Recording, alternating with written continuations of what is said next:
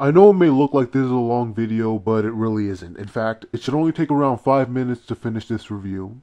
I want to start experimenting a little more, and I figure these TNA reviews will be a good start. So this is my first interactive review, where you, the viewer, has complete control over what I say in this video. I don't recommend you watch this whole video straight through, because it's going to be all over the place. What I do recommend is that when the time comes, you decide how I'm going to review a segment. If you like the idea, let me know, and you can leave suggestions for options that I should include in future interactive reviews. Anyway, let's get this started.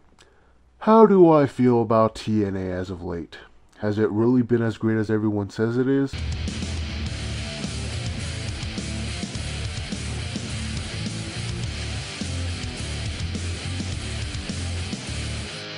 How exactly is this better than WWE again?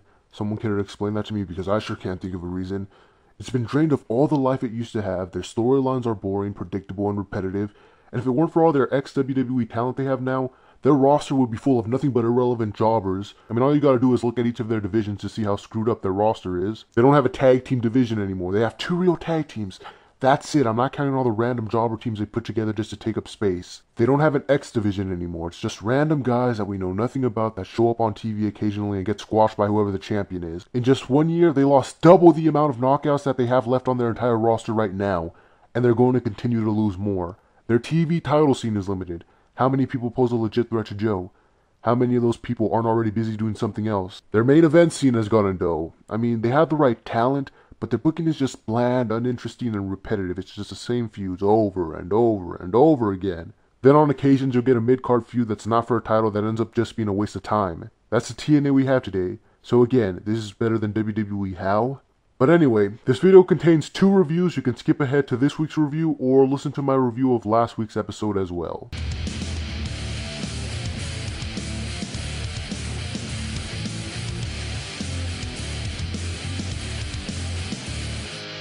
You know, I gotta give props to TNA as of late. They've slowly been improving in certain aspects of their show. It's a lot more structured, they're not afraid to push new people to the main event.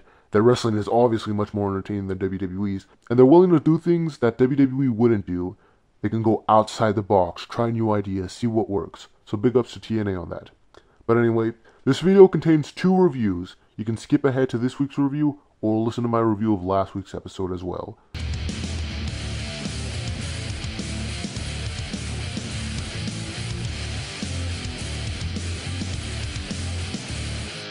So in a TNA that has been watered down and drained of life, it's great to see that they still continue to do some of the most retarded things I've ever seen done in wrestling history. From random pedophile jokes to random sex scandals to magical mind-reading cameras.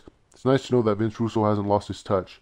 Oh, wait. Well, besides that, the wrestling hasn't changed much. It's still much more better than WWE's. But everything else, for the most part, just revolves around 2 or 3 angles. But before I get into that, I just want to start off by talking about the knockouts. So how should I review the knockout segment this week?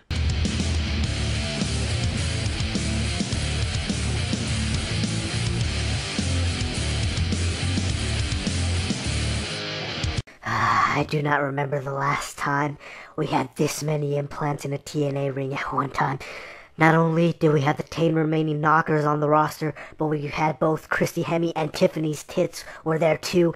I can't even tell you how happy I was to see Mickey's ass back on my television. You can hate on her all you want, but you can't deny that Mickey has the best ass in wrestling today. Second only to the Great Khali. And as much as I hate Phil Kim, the one thing that always makes me happy to see her is how her nipples are always popping out of her attire, teasing me, just calling my name. This was just a fantasy come true. All the upskirts, leg spreading, hot lesbian action, and blowjob simulations. It was by far the greatest 30 seconds of my life. That was good, but let's move on to other parts of the show. The A&D Network. Let's see, how did I feel about that today?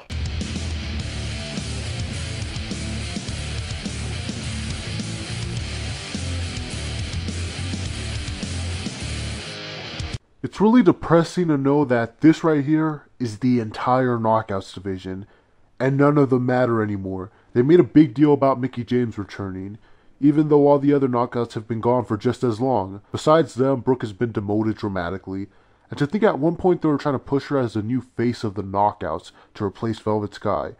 And even though ODB has defeated Tara in every single match they've had, she's never even gotten a title shot. So once again, TNA continues to rush their knockouts feuds when they don't have enough knockouts to do that. And I'm happy Mickey's back and that she won the match. I do prefer her over ODB. But can TNA really continue switching knockout feuds every 2 weeks without it getting old? I guess that's just their way to solve the problem of knockouts not being used enough. But hey, it should be good. Even though we've seen Mickey versus Tara plenty of times before, they can still always put on good matches, and it's nice to see Mickey back in the title hunt. Though I am kind of disappointed that she never ended up turning heel. They were teasing that for a while, and it doesn't look like that's going to be a possibility now that Tara's heel. But anyway, on to the major points of the show. The A&E Network. How did I feel about that this week?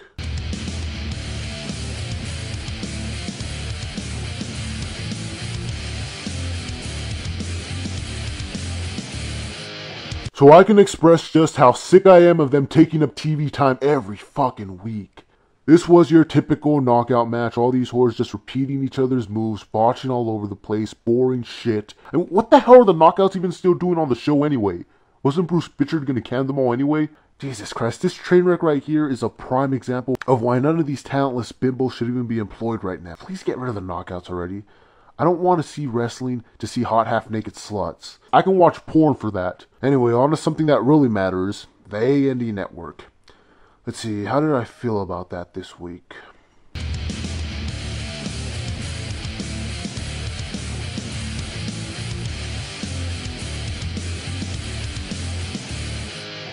Now you would think after the amount of failed factions in wrestling history, at some point somebody would stand up and say, alright guys, if we're going to do this, we're going to do it right this time. That's not what TNA is doing. They've decided to do the exact same thing to the A&E Network that ended up killing every other faction before them. To book them like dominant, unstoppable thugs 1 second, only to have them get their asses handed to them anytime they step foot in the ring, then run away like cowards, even if the person going after them is no real threat to them at all. And they wonder why people start losing interest? Whatever, I guess they might as well book them like this. I mean, their faction is full of nothing but jobbers and WWE rejects anyway. Once they lose their mask, they'll just be another version of Immortal. It's destined to fail one way or the other. But anyway, the other major angle of the night was the whole Raw title and #1 contender scene. How did I feel about what TNA did with that this week?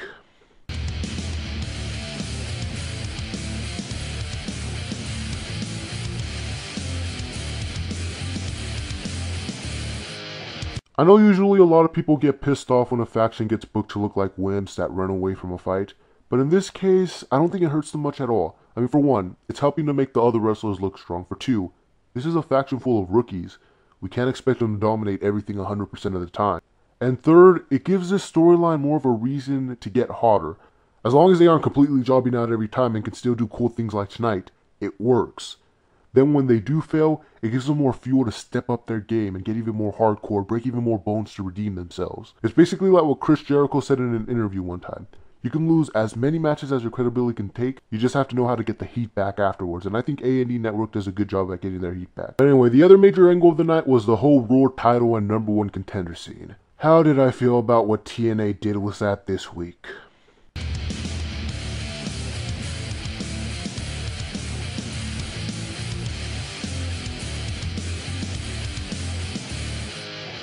Does TNA really not know how to build new feuds? It seems like no matter what any of these guys do, they always seem to come back to feuding with the same people over and over and over again. This is one of the things I dislike about TNA. All they do is go around in circles, recycle the same feuds between the same 6 guys. The sad thing is, it's hard to blame them because anyone not already in the main event doesn't have the ability to work a main event feud. Especially when one of those people is Jeff Hardy, the blandest main eventer in history. We've seen Jeff Hardy versus Bobby Roode. We've seen James Storm versus Bobby Roode. And what sucks the most is there isn't even a different twist to this feud. It's the exact same feud we've already seen.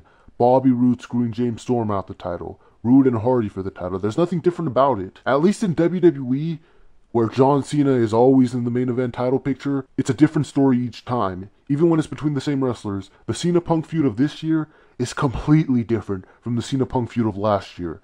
Then over on TNA, every X Division feud is the same. Every tag team feud is the same. Every main eventer just goes back to feuding with the same person 50 times a year in the exact same storyline each time with a predictable ending. Anyway, that was my review of TNA for November 15th, 2012. You can either skip to my next TNA review or end this video.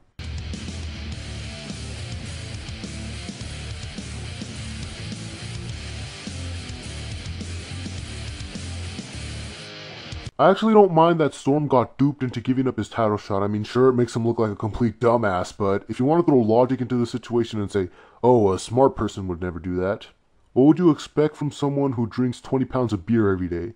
I mean, alcohol not only kills brain cells, but it causes people to get a lot more emotional and act on impulse rather than think their actions through. I think that explains this character pretty well. A violent person with high emotions who acts first and thinks later. Plus, did we really want to see James Storm get beat by Jeff Hardy? Because you know Hardy isn't dropping the belt before his contract expires. TNA is going to do everything they can to keep Hardy from going to WWE. Where would Storm go after losing his long-awaited Raw title shot? That's what they're building up to. James Storm eventually winning the Raw title back. He wasn't going to do that against Hardy. That loss would have really dented his momentum. This loss isn't as bad because it's another obstacle that he has to overcome before he finally does get the title back. Win. And it would have been a lot harder to do that if he ended up failing his first title shot. The way I'm looking at it is, they're just waiting for the perfect opportunity to give him the belt back, when it'll actually mean something and he won't be overshadowed. Anyway, that was my review of TNA for November 15th, 2012. You can either skip to my next TNA review or end this video.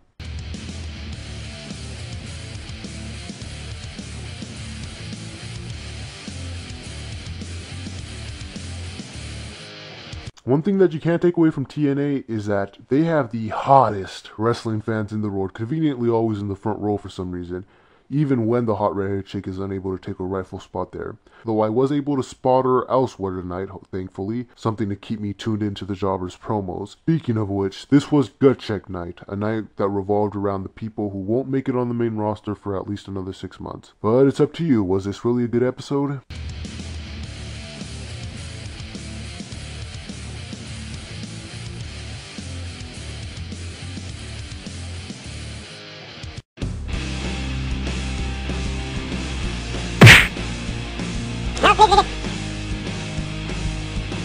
What kind of waste of time piece of shit was this? None of these guys are ever gonna amount to anything. Ever!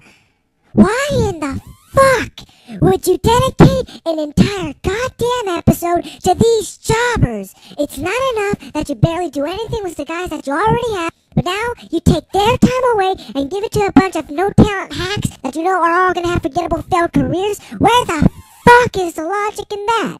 You have a wannabe Psycho Sid fag that screams for no reason, a Justin Gabriel Jobber Mahal love child, a roided up Joey Mercury, and Sheamus' half-sister. If this is your future, then TNA is gonna die faster than I thought.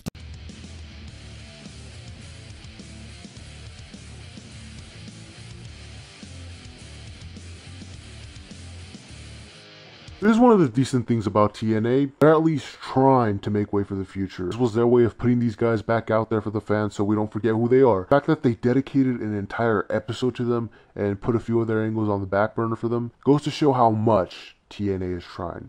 I mean, tonight Randy Orton and Justin Gabriel went out and tried to demonstrate their personalities. Joey Mercury looked good against the world champion. Joey Ryan set up a tag team feud. And as far as Taeler Hendrix goes, well, she was...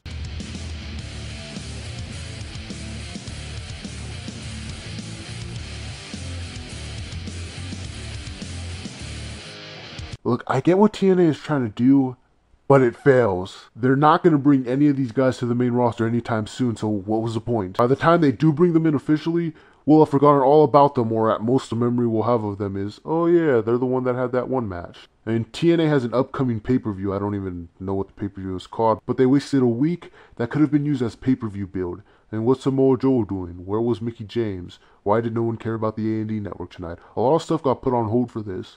And from tonight, I didn't really get much out of them. Randy Orton and Justin Gabriel had an unforgettable match. Joey Mercury was alright. He didn't look bad against Hardy, but I don't see this guy becoming much of a legend in the future. And then, of course, there's Taeler Hendrix. So let's see, how did she do tonight?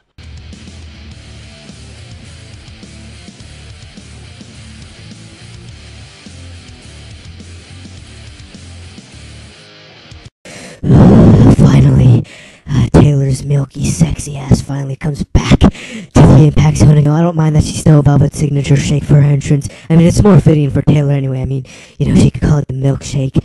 I really wasn't paying attention to what she said before the match. I was just trying to imagine her lips doing other things. All I know is there wasn't enough moaning, but anyway, there wasn't enough spanking in this match. I would have liked Taylor to utilize her milkshake a little bit more.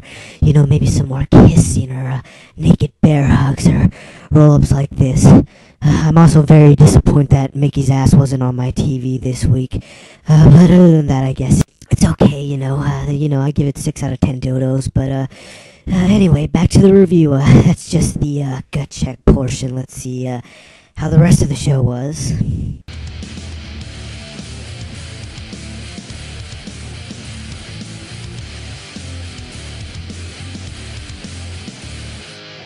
Did any of you guys know that Taeler Hendrix has been feuding with Tiffany in OVW? Because TNA sure didn't say anything about it. The Knockouts division is doing really awful as of late, and here you have a great opportunity to push for a reason to bring Taylor up to their main roster. She's already feuding with someone in TNA.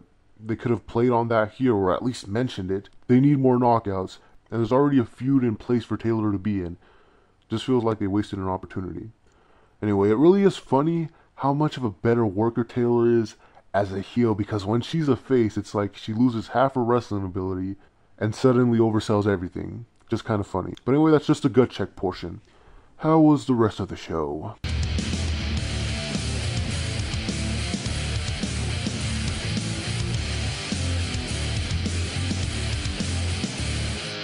We just have to waste more time, don't we? Instead of dedicating this time to guys like Fuckless Williams and the X Division, who have to struggle to even get on TV, they insist on giving that time to talentless nobody cunts like Taeler Hendrix, who can't cut a damn promo to save her life, and who sounds like she's being molested by a fucking gorilla. This right here is exactly why women's wrestling should not even exist. What normal wrestling fan out there wants to look at women? I can just watch porn for that. Hell, the porn stars could probably sell a lot better than this cunt. TNA, quit wasting your time on this crap. We want wrestling, not lesbian porn. But anyway, that's just the gut check portion. How was the rest of the show?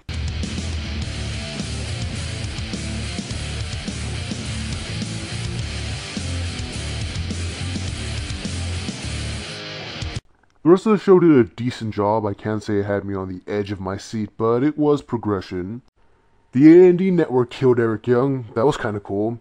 I was almost expecting ODB to break out her handcuffs and destroy them all, though. And the funny thing is, I bet they really would run away from ODB too. What is the A&E network's goal exactly? All they're doing now is taking out random people for no reason, and the rest of the roster stopped caring. And because sex scandals are the it thing in wrestling these days, we got yet another one to look forward to. I usually end up liking these angles no matter how bad they are, so I'm alright with it, as stupid as it is. But that's just about it for this week. This has been my first interactive review.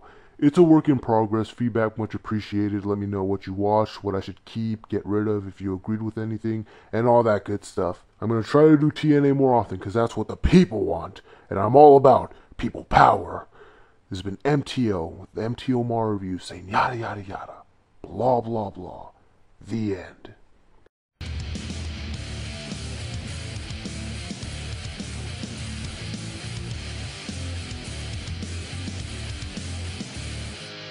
The only decent thing we have to look forward to was the tag team title feud, and even that isn't much to be excited about.